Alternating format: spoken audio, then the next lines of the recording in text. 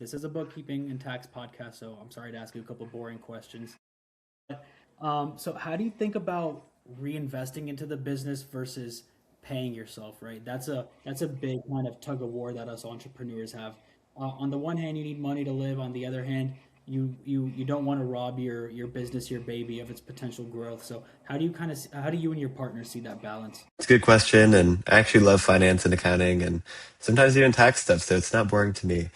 But, there's four of us that work in the business, and so we all need to make sure that we continue to stay in the game, but also continue reinvesting in the company. So I think for us, we do kind of try to solve backwards to what do each of us need to make financially to continue staying in the game, and how can we take distributions based on that? But where does the business need money reinvested to grow? How much of an emergency fund or cash reserves in the business do we need? What are the doomsday scenarios that could happen, and how can we protect ourselves against that? And just factor all of those things together. I honestly love that there's trusted partners that I have in the business where we can talk about our budget and our finances together and transparently. We all know how much the business is making, how much each of us is making, and we all kind of win together. So I honestly love that aspect of it. I think it's less confusing for me, especially in my first time in full-time entrepreneurship, being with business partners to do that.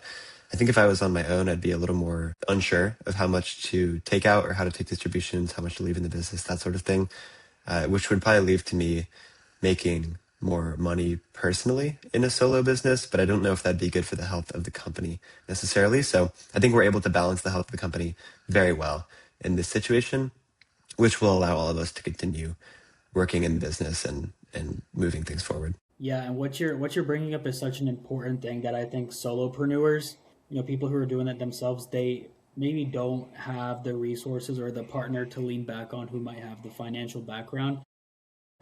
For our audience who's listening, if you're not having these conversations, whether it's with your partners or whether it's trying to watch up on YouTube videos or read on this or something, you definitely need to be having these conversations because just like Matthew said, it's all about staying in the game long enough to be the one that comes out on top. I'm sure when Matthew and his partner started Foundation Media, there was on that same day 10 other agencies opened, but they're so good at staying in the game that 10 years from now they're going to be the only one left standing, and that's because they're having these financial conversations within their firm. At what point do you need to start thinking about taxes and how to maintain accurate books, whether it's to just be in compliance or whether it's similar to Google Ads, it's all analytics.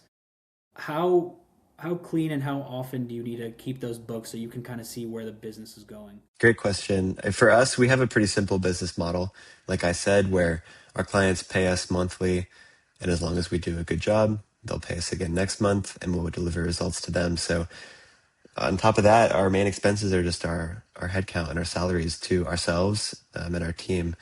And so it's not the most complicated business to understand. Financially, it's not like we have multinational suppliers and trade agreements and all sorts of things like that, or warehouse space or physical locations. So we do have an accountant and a bookkeeper that we work with that has been helpful for us on the tax side and the bookkeeping side, but a lot of it we probably could do ourselves.